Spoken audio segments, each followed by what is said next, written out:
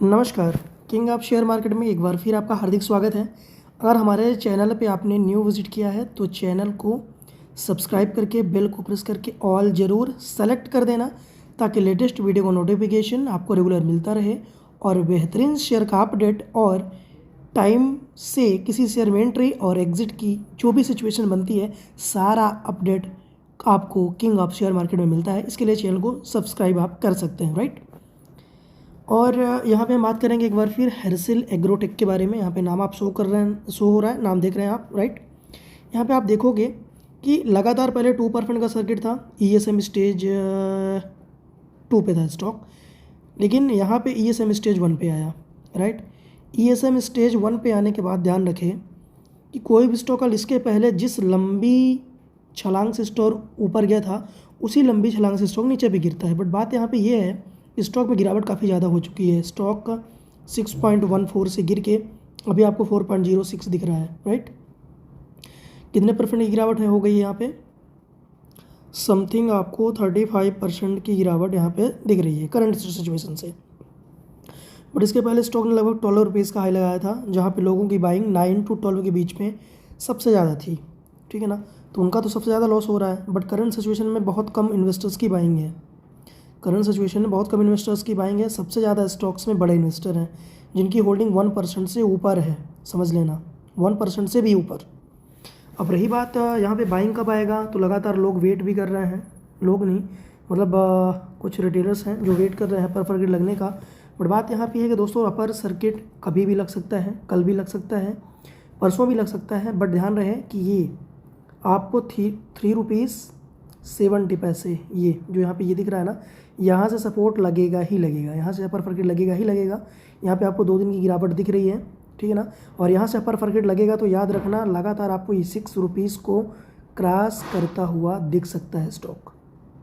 6 rupees को cross करता हुआ दिख सकता है, बट 5 रुपीज़ को तो टच करेगा ही करेगा। इसका मतलब ये कि स्टॉक आपको जैसे ही अपर सर्किट लगता है, ध्यान रखिए फंडामेंटल स्ट्रॉन्ग है, इसलिए हम बता रहे हैं जिनकी होल्डिंग है। और नए इन्वेस्टर के लिए तो कोई बाइंग का यहाँ पे रिकमेंडेशन हम नहीं दे रहे हैं। और रही बात बाइंग की, तो हाँ, शॉर्ट टर्म के लिए अपर सर्किट लगने के बाद आप बाइंग कर सकते हो अपने रिस्क के अकॉर्डिंग।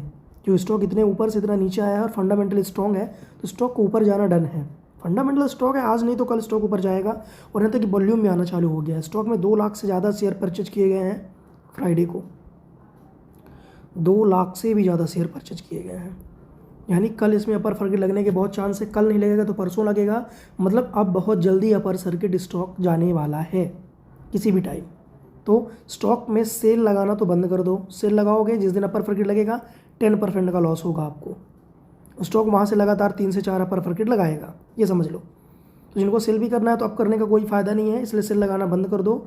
और हाँ, अपर सर्किट में सेल करना जब स्टॉक 5 रुपीज़ पर जाएगा ही। 5 रुपीज़ जाएगा, श्योर है, फंडामेंटल स्ट्रॉन्ग स्टॉक है, आज नहीं तो कल जाएगा। बट यहाँ पे हम सिचुएशन बता रहे हैं, बाइंग स्टॉक में चालू हो चुकी है, सेलिंग प्रेशर स्टॉक में ख़त्म हो चुका है, ठीक है ना। किसी भी टाइम स्टॉक अपर सर्किट में जा सकता है। हाँ, आपको यहाँ पे डर पैदा करने के लिए स्टॉक में सेल दिखाया जा सकता है,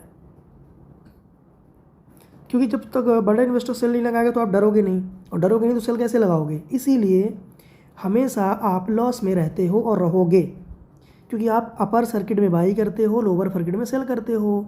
जबकि बड़े इन्वेस्टर क्या करते हैं, अपर सर्किट में सेल और लोअर सर्किट में बाई। मतलब लोअर मतलब जब डाउन ट्रेंड में रहता है तो बाई किया जाता है।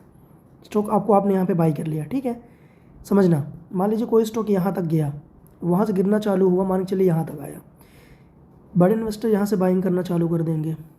आप क्या करोगे, सेल करोगे। आपको लगेगा यार हाँ वॉल्यूम आ रहा है, सेल होगा, सेल करोगे, आप सेल करोगे। जैसे ही आपका पूरा शेयर सेल हो जाएगा ना, स्टॉक अपर सर्किट पे जाएगा। फिर आप यहाँ पे बाई करोगे, ऊपर बाई करोगे, यहाँ पे भी नहीं करोगे, ऊपर करोगे। फिर जैसे ही आप यहाँ पे बाई करोगे ना, तो यहाँ पे वो बाई करके बैठे हैं ऑलरेडी इतने नीचे के प्राइस में जहाँ पे आप सेल किए हो। फिर जहाँ पे आप बाई करोगे वहाँ से एग्जिट करना चालू कर देंगे स्टॉक को, फिर गिरा देंगे। इसीलिए बोल रहा हूँ, रिटेलर्स हमेशा लॉस में क्यों रहते हैं, सिर्फ इसी वजह से। यार हमेशा बताता हूँ कि लोअर सर्किट में सेल लगाने वाला डाउन ट्रेड फॉल में जाता है जब ना, किसी स्टॉक्स में जब तक आपका प्रॉफिट ना हो तो सेल नहीं करना चाहिए, याद रखो। और जब स्टॉक में ट्रेड हो रहा हो ना, ट्रेडिंग चालू हो, बाइंग सेलिंग दोनों हो रहा हो, तब आप सेल लगाओ स्टॉक में, राइट। अब यहाँ पे खुद देख रहे हो सपोर्ट पे आके ट्रेड कर रहा है, देख रहे हो आप, सपोर्ट पे आ चुका है स्टॉक। ये देखो 3.70 इसको फुल सपोर्ट है, 3.70 3.60 स्टॉक यहाँ से परफेक्ट तो जाना ही है। सेल लगाने का क्या फ़ायदा, पूरा का पूरा ऑलरेडी रिटेल बड़े इन्वेस्टर लेके जाएंगे आपके शेयर को, और यहाँ से ले जाएंगे तो फिर ऊपर लेके जाएंगे ये 6 रुपीज़, और 6 को अगर क्रॉस किए ना तो आपको 8 रुपीज़ जाता हुआ आराम से दिख सकता है स्टॉक। फंडामेंटली स्ट्रॉन्ग स्टॉक है, फंडामेंटल में स्टॉक का कोई कमी नहीं है, राइट। और लगातार क्वार्टरली रिजल्ट, ईयरली रिजल्ट भी परफेक्ट हो रहा है कंपनी का रेगुलरली। और कंपनी का आप डेप्ट देखोगे 0 है, कंपनी कर्ज मुक्त है, और रिजर्व भी कंपनी का 10 करोड़ का रिजर्व है, 10 CR। कहाँ से फंडामेंटल कंपनी का वीक है। ऑपरेटर्स हर स्टॉक में होते हैं दोस्तों, large cap, mid cap, small cap, कोई भी हो। ये बताएं, अडानी की स्टॉक इतना गिरा, अडानी के सारे स्टॉक इतने गिरे, करंट टाइम में आप बहुत बड़े से बड़े स्टॉक देख लो, बहुत भयंकर गिरावट हुई है, राइट। स्टॉक्स में ऑपरेटर, इन्वेस्टर ही ऑपरेटर कहलाता है, राइट। बट सबसे बेहतरीन होशियार इन्वेस्टर वही होता है जो एकदम डाउन प्राइस पे खरीदे। जैसे कि एक 12 रुपीज़ का हाई लगा दिया, अब आ गया आपने 4 रुपीज़, 4 रुपीज़ में। बड़े इन्वेस्टर क्या करते हैं ना, यहाँ से एवरेज करना चालू कर देंगे, 4 रुपीज़ से एवरेज करना चालू कर देंगे, और जैसे ही रिटेलर्स वहाँ से डर के पूरा एग्जिट कर देंगे, वो वहाँ से स्टॉक को बूम कर देंगे, क्योंकि नीचे प्राइस में तो सेल करेंगे ही नहीं। क्यों करेंगे भाई, डाउन प्राइस तो उनकी बाएंगे ना, आपकी थोड़ी ना बाएंगे। आपकी तो यहाँ बाएंगे 6 रुपीज़ में, 10 रुपीज़ में, 11 रुपीज़ में, यहाँ की बाएंगे आपकी, क्योंकि आपको तो नीचे बाइंग करना आता ही नहीं है, सिंपल सी बात है। और जब तक नीचे बाइंग करना नहीं आएगा, डाउन प्राइस से बाइंग करना नहीं आएगा, तब तक आप रिटेल मार्केट में पैसा बना ही नहीं सकते, पॉसिबल ही नहीं है। चाहे 200 साल, 400 साल, अरे कितने साल, आप कितने जन्म ले लो, कोई फर्क नहीं पड़ने वाला। क्या रिटर्न बनाओगे।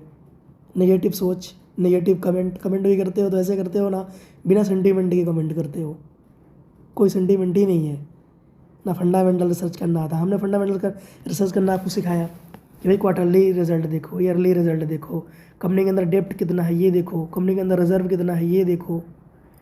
इन्वेस्टर्स की होल्डिंग, प्रमोटर होल्डिंग मत देखो, पब्लिक में जाओ और प्रमोटर में जाओ, टोटल देखो 1% से ऊपर का इन्वेस्टमेंट कितने लोगों का है, और जितने लोगों का इन्वेस्टमेंट 1% से ऊपर का होगा, सब इन्वेस्टर प्रमोटर से ही कहलाते हैं। काउंट कर लो, 50% से अगर ऊपर का इन्वेस्टमेंट है तो सही है फिर।